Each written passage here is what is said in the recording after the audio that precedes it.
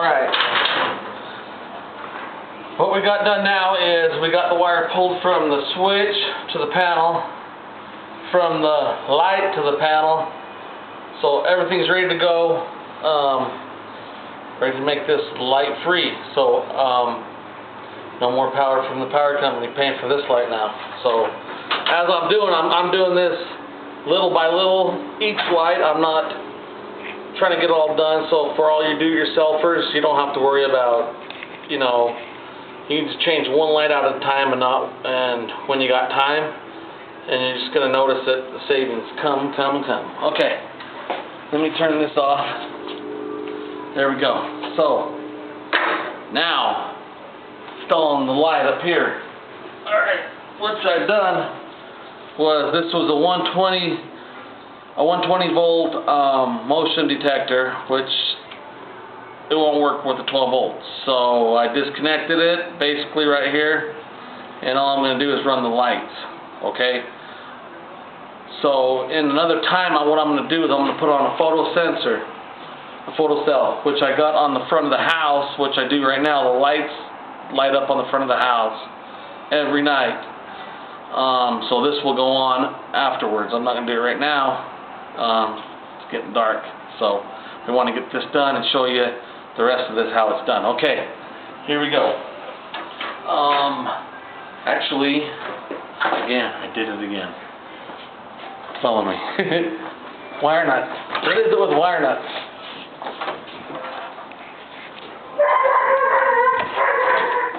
Here we go. I don't know what it is with wire nuts.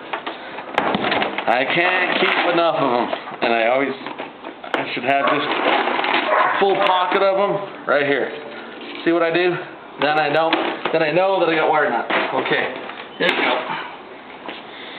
Alright. Okay. Like I said, you want to use the right wire nuts now. You're not putting together 500 wires under one wire nut. Two wires under one wire nut. So, very simple. Like I said, you got positive, negative. I always make my black wire the positive and the other colored wire negative, so I never forget. So what I'm doing here is going positive, negative, and on the light fixture, really, with 12 volts, if you get them backwards, it don't matter, but it does matter on the panel. So I said you always got to trace it back to the panel. Okay, there's the wire. That's hooked up right now. Now I got no ground again, like I told you. Like I said, you're not going to have one on 12 volts. Okay, let's get the one screw that holds this up. Now everybody's light fixture is like this. Guaranteed. This is just a ratty old light fixture. Okay, I don't want to go buy a new fixture because don't need to. It's been here forever. So I'm just going to tuck this back up here. I pulled the new wire. Okay, another thing before I go any further. The old wires that were feeding the 120, I capped off, tucked them in because I'm using an existing box the light came in. Pulled my new wire in. Okay. Wire nut of them, it's ready to go up. Let me get this tucked up there. And let's see. Okay. Another thing, I'm going to stand on top of this ladder like this, which is a no-no. This is no-no. And why I'm doing it, because it's my own house, and if I fall, I got homeowner's insurance. At least I think I do. No, I do. Okay, here we go. Actually, let me turn this around. Why? Because it'll look stupid with the photo, so I'm not facing that way. Okay. Now, here we go. Actually, what do I do with my screwdriver? Did I do this again? I told you I'm bad on tools. Anybody knows me, I am. That's why you should have a tail belt. I stopped carrying a tool belt, I think. Geez, it's been years. I've been in the electrical trade too long, to tell you the truth.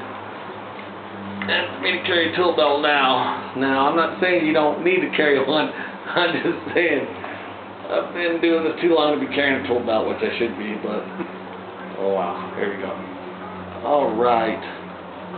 This is one of everybody's fixtures they have got around their house that's been sitting there forever.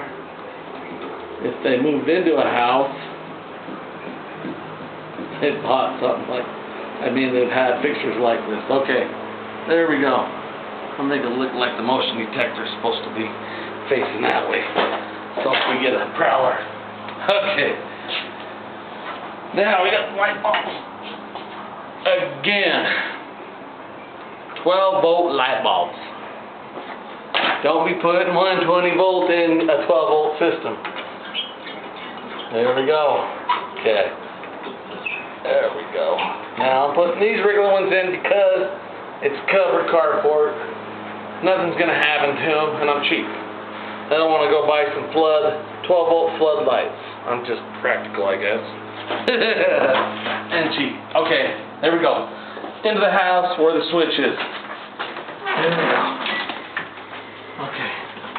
Come around this way. Alright. Wire's been pulled in through all the way down the wall. You notice no big holes, whatever. Some of you do-yourselfers are going to have holes and you have to patch. Some are going to be able to get through. They're going to have to knock some holes in the drywall to get a hole through and then pull it down through the wall. But hopefully you don't have to. Alright. As you stay there, let me grab the switch, the old switch that went in here. Okay. This switch right now controls the recess cans in the kitchen, which I'm going to show you in a minute. Those are all 12 volt too. Believe it or not, I made them 12 volt. Alright, here we go. On this, are you looking down here at this? Okay, on your wires. Some of your do-it-yourselfers don't know this, how to make a loop in your wire. These holes on your wire stripper are made for that.